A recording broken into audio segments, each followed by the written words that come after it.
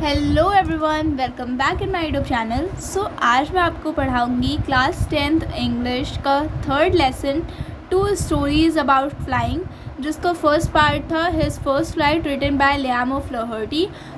इसका मैंने आपको पहले भी वीडियो लेक्चर आए थे जिसमें मैंने इसको समझाया था अच्छे से, तो आप वो देख सकते हैं। इसका सेकेंड पार्ट है द ब्लैक एरोप्लेन, जो कि हम आज कंप्लीट करेंगे, रिटन बाय फ्रेडरिक फॉर्सिथ। ठीक है, तो सबसे पहले हम पढ़ते हैं ऑथर के बारे में, मतलब कि फ्रेडरिक फॉर्सिथ के बारे में।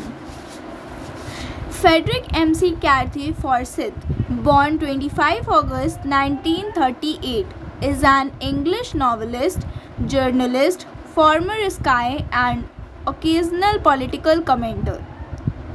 ठीक है, तो ये जो फ्रेडरिक एमसी कैर्थी फॉर्सिथ नाम है, जिनको हम फ्रेडरिक फॉर्सिथ इनका शॉर्ट नेम है और ये इनका फुल नेम है। तो इनका जन्म 25 अगस्त 1938 में हुआ था और ये एक अंग्रेज़ी भाषा के नॉवेलिस्ट हैं, मतलब कि एक लेखक भी हैं। उसके साथ साथ ये एक पत्रकार हैं और पत्रकार होने के साथ साथ ये मतलब राजनीतिक उसमें भी बहुत अच्छे कमेंटर भी हैं। He is best known for thrillers such as The Day of the Jackal, The Odessa File, The Fourth Protocol, etc. तो इनकी बहुत ही ज़्यादा थ्रिलर बुक्स की स्टोरीज़ आती हैं, जो कि एक है आपका as the day of jackal और एक है आपका ओडेसा फाइल और दूसरा है आपका फोर्थ प्रोटोकॉल। और ये ब्लैक एरोप्लेन भी इन्होंने लिखा है, जो कि एक बहुत ही ज़्यादा मिस्टीरियस टाइप का प्लेन है, जो कि जिसके बारे में ये बताते हैं एक बहुत ही भयंकर से चमत्कार जो इनके जीवन में हुआ था। तो चलिए अब हम पढ़ते हैं अबाउट द लेसन, कि मतलब कि हमें इस लेसन में द ब्लैक एरोप्लेन में क्या समझाने की कोशिश की जा रही है। The lesson black aeroplane by Frederick Forsyth reflects on how one's judgement get distorted due to fantasising and how it create problems. तो ये जो लेसन है ब्लैक एरोप्लेन, इसको लिखा है फ्रेडरिक फॉर्सिथ ने, जो कि ये दिखाते हैं कि किसी एक इंसान का जो निर्णय लेना होता है ना, वो कैसे पूरी सिचुएशन को बदल के रख देता है और वो कैसे किसी को समस्याओं में भी डाल सकता है।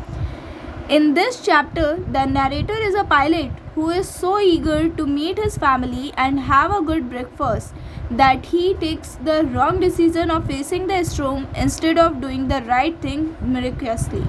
He somehow managed to escape with the help of a mysterious aeroplane. So ये जो चैप्टर है, इसमें जो नरेटर है मतलब कि फ्रेडरिक फॉर्सिथ, ये एक पायलट हैं जो कि अपनी फैमिली से मिलने के लिए बहुत ही ज़्यादा बेताब हैं और उनके साथ एक बहुत ही अच्छा सा नाश्ता भी ये करना चाहते हैं। और इस लालच की वजह से कि उनको अपनी फैमिली से मिलने को मिलेगा, एक उनके साथ अच्छा ब्रेकफास्ट करने को मिलेगा, इस वजह से वो गलत डिसीज़न ले लेते हैं और वो ये सोच लेते हैं कि वो इतने भयंकर तूफ़ान का सामना करके भी उस प्लेन को उड़ा के अपनी फैमिली के पास जाएंगे, जो कि इनका बहुत ही ज़्यादा गलत डिसीज़न था। लेकिन इनके साथ एक चमत्कार होता है कि ये उस स्ट्रोम में जब वो खो जाते हैं तब उनकी हेल्प करता है एक मिस्टीरियस एरोप्लेन, मतलब कि एक रहस्यमय एरोप्लेन जो कि उनकी मदद करके जाता है। ठीक है, तो वैसे तो इनका ये डिसीज़न गलत था, लेकिन उसको भगवान की कृपा समझ सकते हैं या एक मिरेकल समझ सकते हैं कि इनकी मदद हो जाती है और ये सही सलामत अपने घर पहुंच जाते हैं। तो चलिए इस इंटरेस्टिंग से चैप्टर को स्टार्ट करते हैं। The moon was coming up in the east behind me and stars were shining in the clear sky above me. So ये बताते हैं कि ये जो ये चंद्रमा था, ये ईस्ट से मतलब पूरब से निकला था और कहाँ था, मेरे पीछे था। और ये जो सितारे थे वो कहाँ चमक रहे थे, एक बहुत साफ सा आसमान था जहाँ पे सितारे जो थे वो चमक रहे थे और वो मेरे सर के ऊपर। There wasn't a cloud in the sky, और वहाँ पर एक भी बादल आकाश में नहीं था। I was happy to be alone high up above the sleeping countryside। तो ये कहते हैं कि मैं इतना ज़्यादा खुश था कि मैं अकेले पूरे सोता, क्योंकि पूरे सब लोग सो चुके थे और इन्हें ऐसा लगता था कि बिल्कुल शांत माहौल में और एक भी बादल नहीं था, तो ये अपना एयरप्लेन लेकर और आराम से ऊपर से सबको अच्छे से देख सकते हैं। I was flying my old Dakota airplane over France back to England। तो इनका जो ये अपना डेकोटा जो प्लेन था, ये फ्रांस के ऊपर से वापस इंग्लैंड की ओर जा रहे थे, क्योंकि इनका घर जो था वो इंग्लैंड में था और ये अभी कहाँ पे थे, ये फ्रांस में थे, तो ये फ्रांस से अपने घर इंग्लैंड जा रहे थे। I was dreaming of my holiday and looking forward to be being with my family. I looked at my watch 1:30 in the morning. तो ये कह रहे थे कि मैं अपने हॉलीडे के बारे में सोच रहा था और उसके साथ साथ बहुत ज़्यादा खुश था कि मैं अपनी फैमिली से मिल पाऊँगा। और फिर मैं अपनी घड़ी की तरफ देखता हूँ और घड़ी में अभी सुबह के 1:30 यानी कि 1:30 बजे हुए थे। I should call Paris control soon I thought. तो ये कहते हैं कि मैंने सोचा कि मुझे जल्दी ही पेरिस कंट्रोल में भी बात करनी पड़ेगी। As I look down past the nose of the airplane I saw the lights of a big city in front of me. So कहते हैं कि जैसे ही मैंने अपना जो एरोप्लेन था उसके अगले भाग से वहाँ पर देखा तो मुझे सामने एक बहुत बड़ा सा शहर दिख रहा था जहाँ पे बहुत ज़्यादा लाइटिंग थी। I searched on the radio and said Paris control, Dakota DS088 here. Can you hear me? I'm on my way to England. Over. तो ये क्या करते हैं, ये रेडियो को ऑन करते हैं और बोलते हैं पेरिस कंट्रोल और अपने एयरप्लेन का नंबर बताते हैं Dakota DS088 जो कि इनके प्लेन का नंबर था। और वो कहते हैं कि क्या आप मुझे सुन पा रहे हैं और मैं इंग्लैंड जा रहा हूँ। और फिर उसके बाद ओवर। ठीक है। The voice from the radio answered me immediately. DS088, I can hear you. You out to turn 12 degree west now. DS00088 over. So जैसे ही इन्होंने अपनी बात ख़त्म की तुरंत वहाँ पर इनको वॉइस वहाँ से रेडियो से सुनाई पड़ी और उस वॉइस में क्या बोला, DS088, हाँ मैं तुम्हें सुन सकता हूँ और तुम्हें यहाँ से पश्चिम की तरफ 12 डिग्री पर मुड़ना है। I checked the map and the compass, switched over to my second and last fuel tank and turned the Dakota 12 degree west towards England. So कहते हैं कि मैंने अपना कंपास चेक किया और मैप चेक किया और उसके बाद मैंने अपना सेकेंड जो मतलब दूसरा इनका जो लास्ट फ्यूल टैंक बचा था उसको ऑन किया और उसके साथ साथ डेकोटा प्लेन जो इनका था इसको इन्होंने 12 डिग्री वेस्ट की मतलब पश्चिम की तरफ मोड़ लिया, यानी इंग्लैंड की तरफ मोड़ लिया। I will be in the time for breakfast I thought. तो वो बोलते हैं कि मुझे इतना तो कंफर्म था कि मैं नाश्ते के टाइम तक तो पहुंच जाऊंगा। अब गुड बिग इंग्लिश ब्रेकफास्ट, तो इनको बहुत अच्छा लग रहा था कि इनको बहुत अच्छा सा अंग्रेजी सा नाश्ता मिलेगा। Everything was going well, it was an easy flight. तो वो बोलते हैं कि सब कुछ तो ठीक चल रहा था और ये बहुत ही अच्छी फ़्लाइट थी। Paris was about 150 kilometres behind me when I saw the clouds. तो ये कहते हैं कि जैसे ही मैंने बादलों को देखा तो पेरिस मेरे पीछे 150 किलोमीटर आगे मैं आ चुका था। स्ट्रोम क्लाउड्स, और वो बोलते हैं कोई ऐसा वैसा क्लाउड नहीं, स्ट्रोम क्लाउड मतलब कि बहुत ज़्यादा तूफ़ानी बादलों को ये देखते हैं। They were huge, they look like black mountains standing in front of me across the sky. तो कहते हैं वो इतने ज़्यादा बड़े थे कि ऐसा लग रहा था जैसे मेरे सामने कोई काले काले पर्वत खड़े हों। I know I could not fly up and over them and I did not have enough fuel to fly around them to the north or south. तो कहते हैं कि मुझे इतना पता था कि मैं इसमें तो नहीं उड़ पाऊँगा और उसके साथ साथ मुझे ये भी पता था कि मैं इतना मेरे पास फ्यूल भी नहीं था कि मैं नॉर्थ और साउथ के चक्कर लगाता फिरूँ। I ought to go back to Paris, I thought, but I wanted to get home. I wanted that breakfast. तो कहते हैं मुझे ऐसा लगा कि मुझे पेरिस चले जाना चाहिए, मैंने एक बार को ऐसा सोचा, लेकिन क्या हुआ कि मुझे घर की भी याद आ रही थी और उसके साथ साथ मुझे वो ब्रेकफास्ट भी मिस नहीं करना था। I'll take the risk, I thought, and flew that old Dakota straight into the storm. तो कहते हैं कि मैंने सोचा कि अब मैं ये जोखिम मतलब कि अब मैं ये रिस्क ज़रूर उठाऊंगा और ऐसा सोच के उन्होंने जो अपना ओल्ड डेकोटा प्लेन था उसको उन्होंने उस स्टॉर्म के बीच में निकालते हुए जाने लगे। Inside the clouds everything was suddenly black. तो कहते हैं कि बादलों के बीच में सब कुछ अचानक से सब कुछ ऐसा हो गया था जैसे बिल्कुल ब्लैक हो गया था। It was impossible to see anything outside the aeroplane, और ये एरोप्लेन के बाहर देखना सब कुछ इतना मुश्किल हो गया था। The old aeroplane jumped and twisted in the air, और वो बोलते हैं कि मुझे विश्वास नहीं हो रहा था कि मतलब ये जो डेकोटा प्लेन है वो हवा में क्या हो रहा था, मुड़ रहा था बार बार, ये इसको मैनेज नहीं हो पा रहा था। I looked at the compass, तो कहते हैं कि मैं उस कंपास की तरफ देखता हूँ. आई couldn't believe my eyes, और मुझे अपनी आँखों पे भरोसा नहीं होता है. The compass was turning round and round and round, और वो कहते हैं कि मुझे भरोसा नहीं हो रहा था इस वजह से क्योंकि वो जो कंपास था वो राउंड राउंड राउंड राउंड कर रहा था, मतलब कि वो सही दिखा नहीं पा रहा था. इट वॉज डेड, और वो क्या था, वो बिल्कुल ख़राब हो चुका था. इट वुड नॉट वर्क, और वो कार्य भी नहीं कर पा रहा था. The other instruments were suddenly dead too. I tried the radio, और सारे मतलब उनका जो मैप था, उनका जो आपका कंपास था, क्या हो गया था, सब कुछ बिल्कुल चलना बंद कर चुके थे. तो ये क्या ट्राई करते, ये ट्राई करते अपना radio.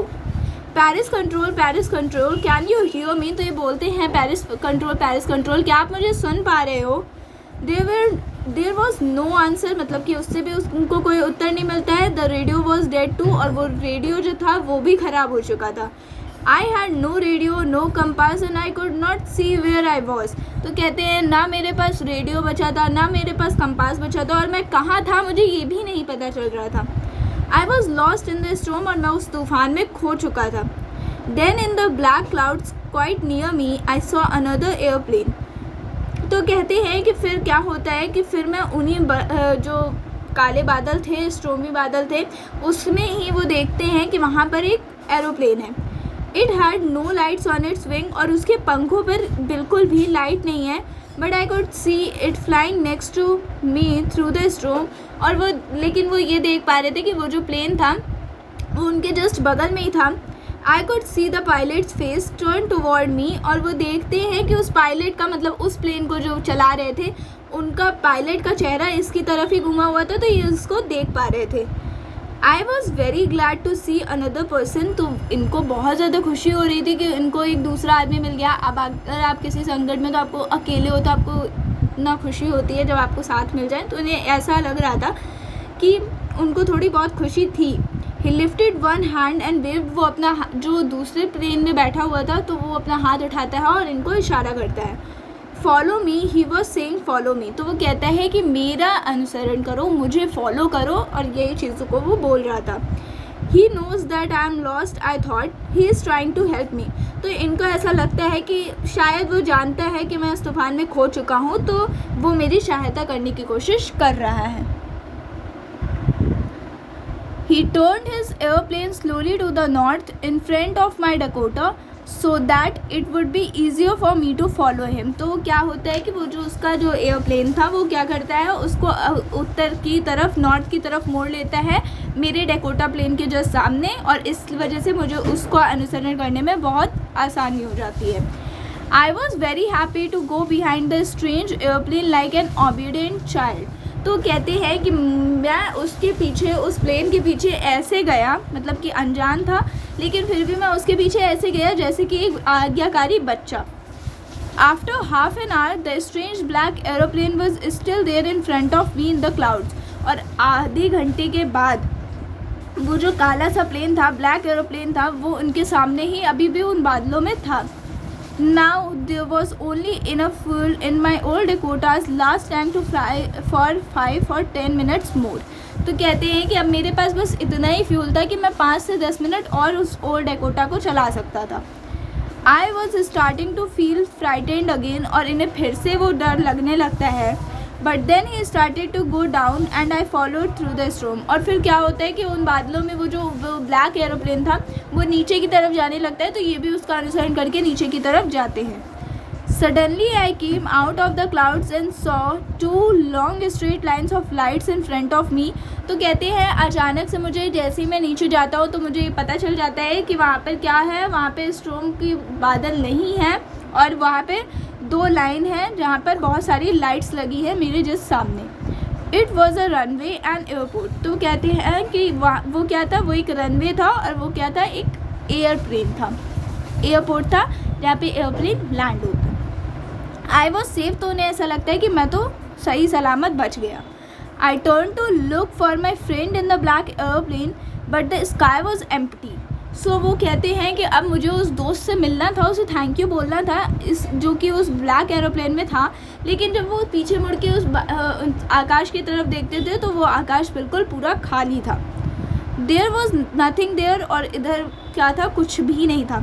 The black aeroplane was gone, और वो जो ब्लैक सा एरोप्लेन था, वो अनजान एरोप्लेन जो था वो जा चुका था. I could not see it anywhere, और मुझे वो कहीं पर दिखाई नहीं पड़ता है. I landed and was not sorry to walk away the old Dakota near to the control tower. तो कहते हैं मैं नीचे उतरा और जैसे ही मैं कंट्रोल टावर के पास अपने पुराने डेकोटा से बाहर चलने के लिए हुआ तो मुझे उस टाइम पे कोई अफसोस नहीं था.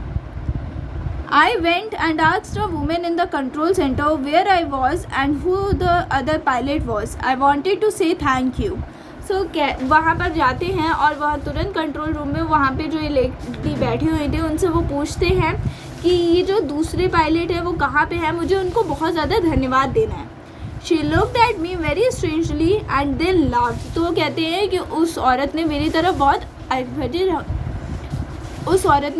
बहुत ही अलग ढंग से देखा और वो उसके बाद थोड़ी देर बाद ही हंसने लगी.